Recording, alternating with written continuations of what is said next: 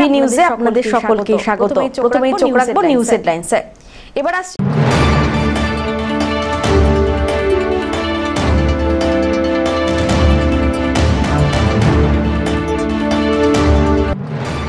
এ যেন বাঁধ ভাঙা আনন্দ। পরীক্ষা শেষ হতেই অকাল হোলিতে মেতে উঠল মাধ্যমিক পরীক্ষার্থীরা।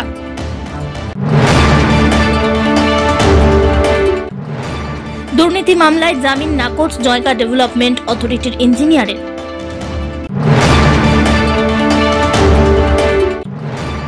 অপেক্ষার অবসান, দ্রুত শুরু হতে চলেছে অমৃত প্রকল্পের পানীয় জল পরিষেবা। খুশির হাওয়া বিবেকানন্দ পল্লী, সুকান্তনগর জুড়ে।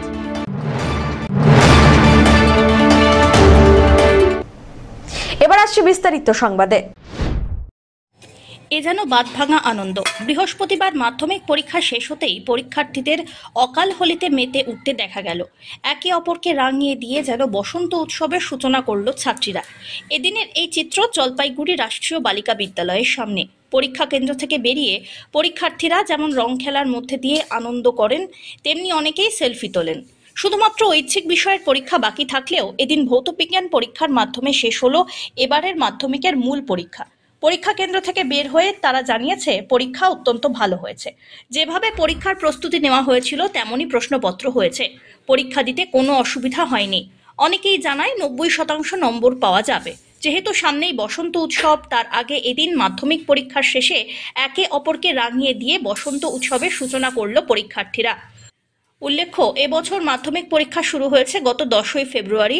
জলপাইগুড়ি জেলায় পরীক্ষার্থীর সংখ্যা 26,902 জন। 100টি পরীক্ষা কেন্দ্রের মধ্যে মেন ভেন্যু 21টি, সাব ভেন্যু 79টি। নির্বিঘ্নেই মাধ্যমিক পরীক্ষা শেষ হয়েছে। খুবই ভালো হয়েছে। কোশ্চেন যা ভেবেছিলাম হার্ড হবে অতটাও হয়নি, খুবই ভালো কোশ্চেন করেছে, সোজা করেছে। এটাই প্রিপারেশনটা যেভাবে নিয়েছিলে সেভাবে হ্যাঁ সেরকমই হয়েছে, খুব ভালো হয়েছে। পরীক্ষা খুব ভালো হয়েছে, অন্য সব থেকে একদম প্রশ্নপত্র কেমন এসেছে? কোশ্চেন খুব ভালো এসেছে, কত ইজি এসেছে। কিরকম এক্সপেক্ট করছো? কি নম্বর আসবে? 90+। আর কত আনসার ফুল মার্কসই করে এসেছি। কোশ্চেন খুব ভালো হয়েছে। মানে যেভাবে প্রিপারেশন নিয়েছিল ঠিক সেরকম কি? হ্যাঁ, আমাদের স্কুলে ম্যামরা যেরকম করে কোশ্চেন আমাদেরকে শিখিয়েছেন একদম ঠিক সেভাবে। পরীক্ষা তো শেষ হলে এখন কিভাবে কাটবে সময়, যে এখন তো স্কুল বন্ধ? এখন হচ্ছে আদার্স অ্যাক্টিভিটিস মধ্যে দিয়ে যাবে, নাচ গান। আজকে তোমরা দেখলা যে গার্জিয়ান সহ তোমরা খেললে, রং খেললে, কি বিষয়? হ্যাঁ, আজকে আমরা সবাই মিলে আমাদের এত যে 14 মাস ধরে যে এত পরিশ্রম, মানে এতটা পড়াশোনা নিয়ে থাকা, সবকিছু আজকে অবসান ঘটলো খুবই ভালোভাবে। অনেকটা ভেবেছিলাম যে হয়তো খুব কঠিন হবে, হয়তো পারা যাবে না, কিন্তু অবশেষে দেখা গেল যেটা, সেটা তো খুবই আনন্দের যে অর্ধেকই প্রায় সবই কমন ছিল, সবই জানার বিষয় ছিল। হবে হ্যাঁ, ভৌতবিজ্ঞান যেহেতু বিষয়টা যেটা কিছু কিছুতে একটু ট্রিকি থাকবেই, সেরকমও ছিল। তো সেগুলো খুবই ভালো করে আজকে আমাদের যতদিন ধরে যে কষ্ট, এতদিন ধরে সব পরিশ্রম, সব কিছুর একদম খুবই ভালোভাবে একটা সমাপ্তি ঘটলো। মানে আগাম হোলি খেললে আজকে? হ্যাঁ, আগাম। এরপরে আবার বসন্ত উৎসব আসবে আমাদের মধ্যে, তাও এসে গেছে। আরো পরিবর্তে দেখা যাচ্ছে কি করা যায়। সব্যসাচী মজুমদারের রিপোর্ট।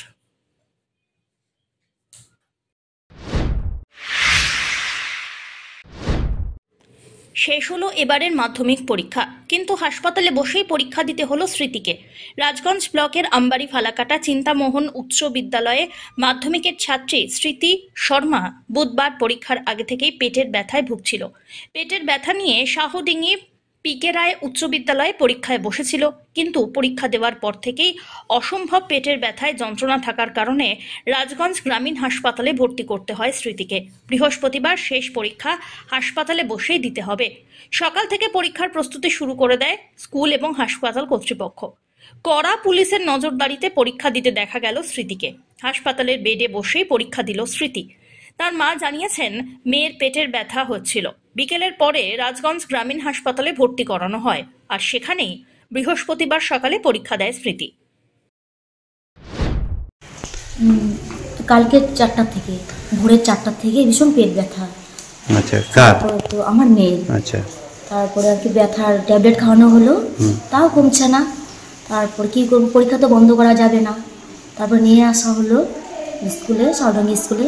সেখানে কোনো রকম করে আর কি পরীক্ষা দিল। চোখ বলে এসেছিল, সেটা বলে আঁকতে পারেনি। একটা প্রশ্ন আর কি, সেটাও আর কি আনসার দিতে পারেনি। তারপরে বমি হচ্ছিলো, ভীষণ পেটে আর কি ব্যথা হচ্ছিলো। তারপরে আর কি স্যার বললো তুমি কি জমা দিয়ে দেবে, পরে মেয়ে বললো হ্যাঁ জমা দিয়ে দেবো। হেড স্যার বললো, এবার চলে আসা হলো, তারপরে কি হয়েছে হসপিটালে নিয়ে আসা হলো। এখানে আসার পর অ্যাডমিশন করলো। আজকের পরীক্ষা হলো এই হসপিটালে, পরীক্ষাটা হবে বেডে হবে। আচ্ছা, পরশু দিন থেকে কি তা তো জানা যাবে না। আচ্ছা, ব্যথাটা কমছেই না। সবাই মাস্টাররা এসছে? হ্যাঁ আসছে। পুলিশ প্রশাসন? হ্যাঁ পুলিশ প্রশাসন আসছে, হেডমাস্টার আসছে। রাজগঞ্জ থেকে সুস্মিতা চন্দ্রের রিপোর্ট, এভি নিউজ।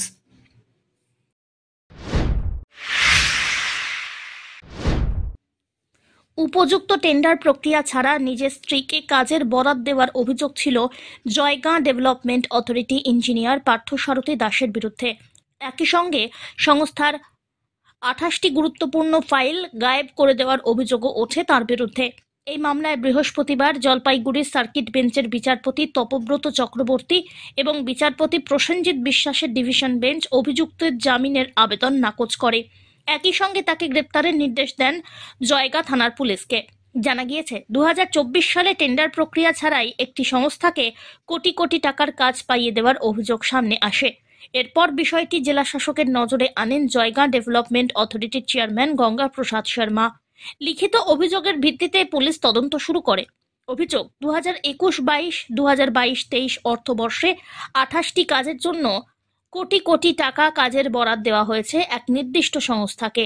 এছাড়াও কোনো কাজ না করিয়েই আলিপুরদুয়ারের একটি ঠিকাদারি সংস্থার নামে কয়েক লক্ষ টাকার বিল পাশও হয় বলে জানা গিয়েছে।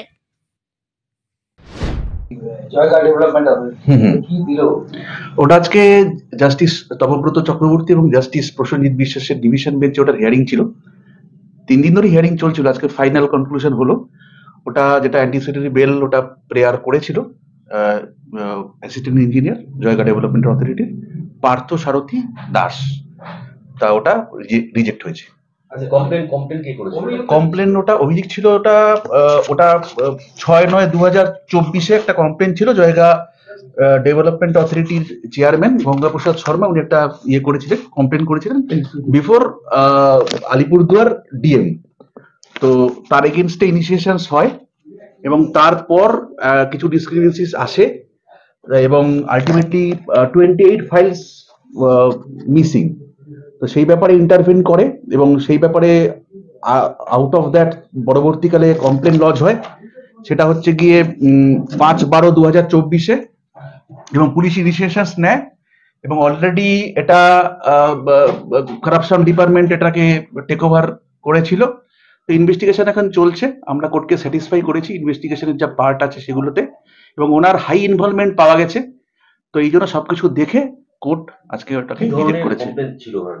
কমপ্লেন ছিল মিস অ্যাপ্রোপ্রিয়েশন অফ ফান্ড, তারপর ওনার এগেনস্টে যেটা আরো ছিল যেগুলো হচ্ছে গিয়ে টেন্ডার গুলো যেগুলো থাকে সেগুলো হচ্ছে গিয়ে প্রপার প্রসিডিংস না করে এবং ভেটিং না করে বেনামি টেন্ডার, নিজের ওয়াইফের নামে টেন্ডার করা।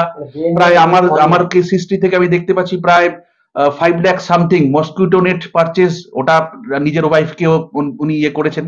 তো lots of allegations is there. একারামে রক্ষে নেই সুগ্রীব দোসর। জলপাইগুড়ির গড়ালবাড়ি গ্রাম পঞ্চায়েতের বর্তমানের অবস্থা যেন ঠিক তেমন। একে তো গ্রামে বেআইনি মদের ব্যবসা, অন্যদিকে সেই মদ পান করে বাড়িতে অত্যাচার চালান বাড়ির পুরুষরা। এমনটাই অভিযোগ এলাকার মহিলাদের। অত্যাচার সহ্য করতে না পেরে তাই থানার দ্বারস্থ হয়েছেন গ্রামের মহিলারা। বৃহস্পতিবার এই অভিযোগ নিয়ে জলপাইগুড়ির কোতোয়ালি থানায় লিখিত অভিযোগ দায়ের করেন তারা। সরাসরি অভিযোগ করেন গ্রামে বেআইনিভাবে কতিপয় ব্যক্তি মদ বিক্রি করছেন। গ্রামের পুরুষরা মদের নেশায় পুরোপুরি আসক্ত হয়ে পড়ছেন। প্রত্যেক দিনই বাড়িতে মদ খেয়ে এসে মহিলা সহ অন্যান্য সদস্যদের বেধড়ক মারধর করছেন, অশ্রাব্য গালিগালাজ করছেন। তাঁদের অত্যাচারে অতিষ্ঠ হয়ে পড়েছেন বাড়ির মহিলারা। বিষয়টি তারা স্থানীয় গ্রাম পঞ্চায়েতের সদস্য এবং প্রধান সকলকেই জানিয়েছেন, কিন্তু লাভ কিছুই হয়নি। উল্টে তারা বলেছেন তাদের বাড়ির লোককে তারা যেন নিজেরাই সামলান। তাই বাধ্য হয়ে থানার দ্বারস্থ হয়েছেন তারা। দারু বন্ধ করার জন্য কেন? দারু খায় স্বামী ওরা অত্যাচার করে আমাদের উপরে, হ্যাঁ মারে টাঙায়। হ্যাঁ, মুখের ভাষা, দুনিয়ার মুখের ভাষা ভালো নয়। এলাকার পঞ্চায়েত প্রধানকে কি জানিয়েছেন এই বিষয়ে? জানাইছি, গিয়েছি। কাকে জানিয়েছেন? না, হ্যাঁ পঞ্চায়েত। কি বলছে পঞ্চায়েত? পঞ্চায়েত বলছে আমরা পারবো না, তোমরাই করো, তাই জন্য আমরা এখানে আসছি। কোথায় আসছেন? থানায়? থানায় আসছি। থানায় কি করলেন? থানায় ওই যে ডায়েরি করলাম। কাদের নামে? যে বিক্রি করে। কি আশ্বাস দিল? বললো যাবো। খুশি আপনারা? এতে খুশি, এখন বন্ধ হলে খুশি হবো। থানায় আসছি, আমাদের ওখানে দারু ইয়ে আছে তো। দারু কি? দারু মানে ব্যবসা করতেছে ওরা বাড়িতেই। কারা? গ্রামের 2 জন আছে, পুকুরপাড়া থেকে একজন আর একজন বড়বাজার থেকে। হ্যাঁ, কি নাম এদের? মন্টু বিশ্বাস আর সুনীল সিং। হ্যাঁ, কি হয়েছে? তো দারু বিক্রি করে, মানে রাত বেরাতে মানে আসে দারু খায়, লোকেরা মানে বোকা বাধ্য করে। আপনাদের কি সমস্যা? আমাদের সমস্যা, আমরা বার হতে পারতেছি না বাড়ি থেকে। ওরা হচ্ছে রাস্তা খায়। কি সমস্যা বলেন? দারু খাচ্ছে, বাড়িতে অত্যাচার, অশান্তি করছে। আপনাদের কি সমস্যা? মানে আপনাদের আমাদের মারধর করতেছে। কারা করে মারধর? কারা মারধর? স্বামীরা দারু খেয়ে আসে। নিয়ে নিচ্ছে ছোট্ট একটি বিরতি, ফিরে আসছি বিরতির পর, সঙ্গে থাকুন।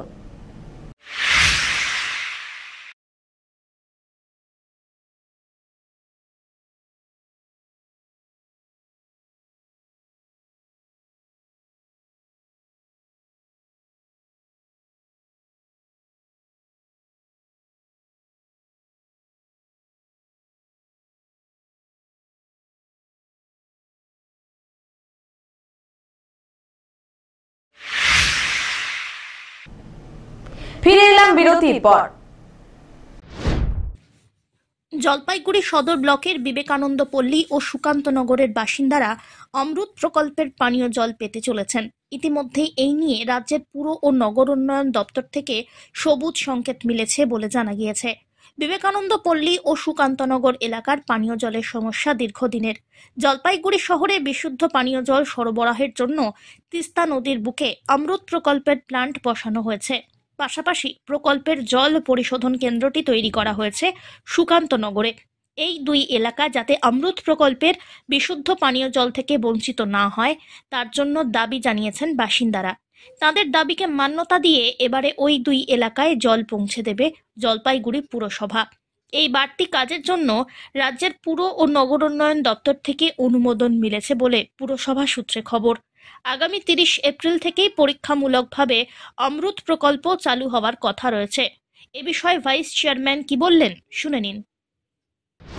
দেখুন, আমরা এই অমৃত প্রকল্পে, যেটা রাজ্য এবং কেন্দ্রের যৌথ প্রজেক্ট এবং পৌরসভারও নিজস্ব কন্ট্রিবিউশন আছে, সেইখানে দাঁড়িয়ে আমরা যেটা আমাদের ওয়াটার ট্রিটমেন্ট প্ল্যান্ট কমপ্লিট, যেটা তিস্তা নদীর সাবসারফেস ওয়াটার, সেটাকে একদম বিশুদ্ধ পানীয় জল আমরা যেটা শহরের মানুষকে দেব, সেইখানে আমরা যে খড়িয়া অঞ্চলের বিবেকানন্দ পল্লী এবং সুকান্তনগর উপর দিয়ে আসছে, সেখানকার মানুষের একটা দাবি ছিল যে আমরা কেন জল পাবো না। এই প্রকল্পটা আমরা জানতে পেরে আমি নিজে এটা পাঠিয়েছিলাম আমাদের যে অমৃত সেলে এবং তার সাথে আমাদের রাজ্য সরকারের কাছে, এবং সেখান থেকে একটা আমরা টেন্ডার করি 4.5 কিলোমিটার পাইপলাইনের, এবং সেটার টেকনিক্যাল ইভ্যালুয়েশন হয়ে গেছিল। তারপরে ফাইন্যান্সিয়াল অ্যাপ্রুভালের জন্য স্টেট লেভেল টেকনিক্যাল কমিটির মিটিং হয়েছিল। সেই স্টেট লেভেল টেকনিক্যাল কমিটির মিটিং থেকে সেই অ্যাপ্রুভাল এসে গেছে, এবং এখন সেখান থেকে আমরা ওয়ার্ক অর্ডার গতকাল ইস্যু করে দিয়েছি। আর খুব দ্রুত এই কাজ শুরু হবে, কারণ আমরা 30 এপ্রিল টার্গেট রেখেছি যে এই বছরই যে আমরা অমৃত প্রকল্পে জল দেওয়া শুরু করব। সব্যসাচী মজুমদারের রিপোর্ট, এভি নিউজ।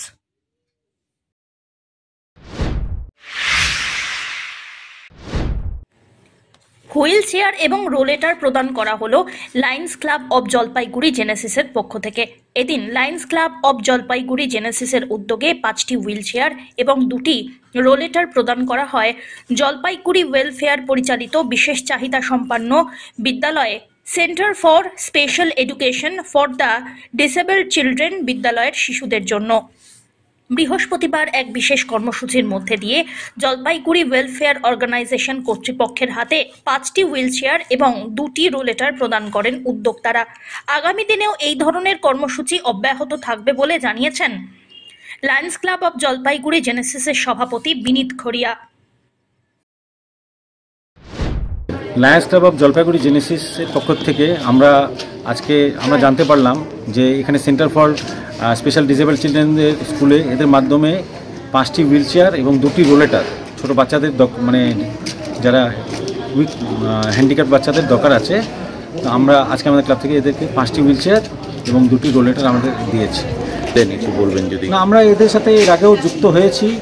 এদের ওয়েলফেয়ার স্কুলের জন্মদিনে আমাদের ডেকেছিল, আমরা ওই দিনই এদেরকে প্রতিশ্রুতি দিয়ে গেছিলাম যে আগামী দিনে এদের যদি কোনো কিছু দরকার থাকে আমরা সাহায্যের হাত বাড়িয়ে দেবো। আপনার প্রতিশ্রুতি মানে আমি আপনার মিডিয়ার মাধ্যমে সমাজে সব যারা সামর্থ্য লোক আছে এই মেসেজটা দিতে চাই যে একবার এরকম হাত বাড়িয়ে দেখেন, এর চেয়ে ভালো মনের সন্তুষ্টি আপনি পাবেন না, এটুকু আমি বলতে পারি। আমরা এরকম প্রোগ্রাম যদি আগামী দিন থাকে, এটা আমরা এরকম কর্মসূচি চালিয়ে যাব। ধীমান রায়ের রিপোর্ট, এভি নিউজ।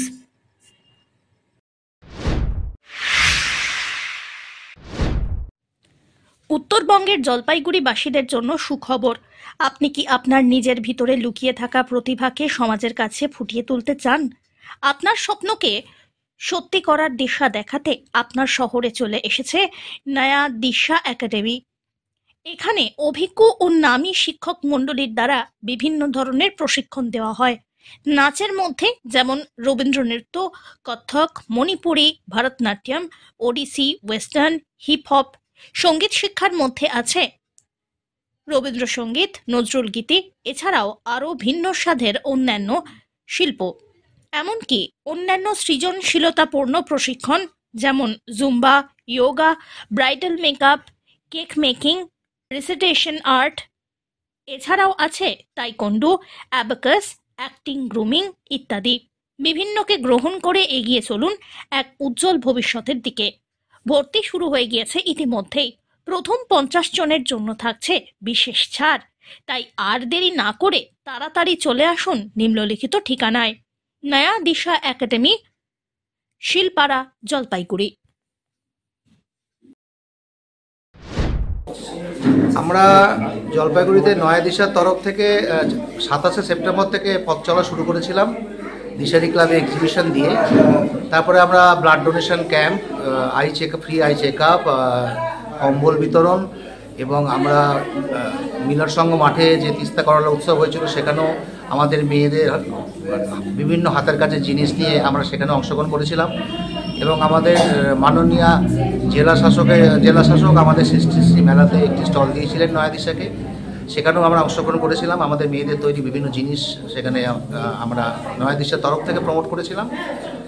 বহুদিন ধরেই একটা চিন্তাভাবনা ছিল যে নয়া দিশা যদি একটা একাডেমি তৈরি করতে পারে যেখানে বিভিন্ন ধরনের ভোকেশনাল কোর্স শেখানো হবে, যাতে তাদের সৃজনশীলতাটা ফুটে ওঠে এবং যার মাধ্যমে তারা বিভিন্ন আয়ের উৎস খুঁজে পায়।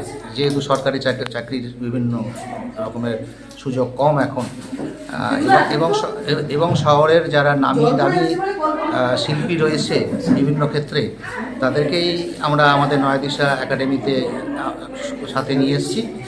এবং সমগ্র জলপাইগুড়িবাসীর কাছে অনুরোধ যে আপনারা একবার অন্তত আমাদের একাডেমিতে এসে খোঁজ নিন এবং আমাদের পাশে থাকুন যে আমরা কিভাবে আপনাদের পাশে থাকতে পারি। একই ছাদের তলায় কি পাবে? এখানে একই ছাদের ধরনের নাচ, গান, আঁকা, এবং এখানে ব্রাইডাল মেকআপ আছে, কেক মেকিং আছে, কম্পিউটার আছে, স্পোকেন ইংলিশ আছে, অ্যাবাকাস আছে, এরকম দাবা, বর্তমানে দাবা ছাড়া মোটামুটি সব জিনিসই আছে। প্রায় 20 রকমের জিনিস এখানে রয়েছে। তা আমরা শহরের বিভিন্ন স্কুলে লিফলেটও দিয়েছি এবং বিভিন্নভাবে সবার কাছে যাওয়ার চেষ্টা করছি যাতে বেশি লোক জানে যে আর আমাদের এই নয়া দিশা একাডেমির ঠিকানা হচ্ছে শিয়ালপাড়া শিক্ষাগত কোর্স সেগুলো। সুতরাং এগুলো প্রত্যেকটারই ফিজ আছে। তুলনামূলকভাবে ফিজ শহরের অন্য যে সমস্ত ইনস্টিটিউট রয়েছে তার সাথে কম বেশি মিল রয়েছে। আমরা এই যে নয়া দিশা একাডেমিতে অনেক কিছু শেখার জন্য এই যে উদ্যোগটা নিয়েছেন ডিরেক্টর শৈবাল বসু, মানে এটাতে আমরা অনেক উপকৃত হচ্ছি, অনেক কিছু এখানে শেখানো হচ্ছে, অনেক কিছু আমরা শিখতে পাচ্ছি, যাতে আমরা আগামী দিনে স্বনির্ভর হতে পারি এবং শিক্ষা জগতেও অনেক কিছু পড়াশোনা নিয়ে ভাবা যাচ্ছে, যাতে কি ছেলেমেয়েরা পড়াশোনাটা উন্নত হবে। শেষ করবার আগে নিউজ হেডলাইন্স আরো একবার।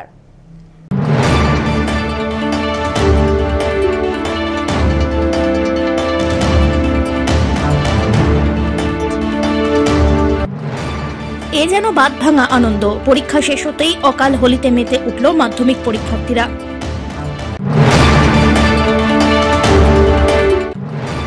দুর্নীতি মামলায় জামিন নাকচ জয়কা ডেভেলপমেন্ট অথরিটির ইঞ্জিনিয়ারের।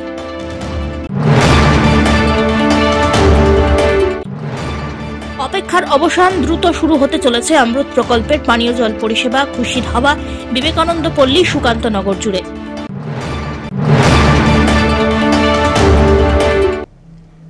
এখনকার মতন এভি নিউজ এ পর্যন্তই। পরবর্তীতে আসছি আরো সংবাদ নিয়ে, দেখতে থাকুন আমার ভিশন। নমস্কার।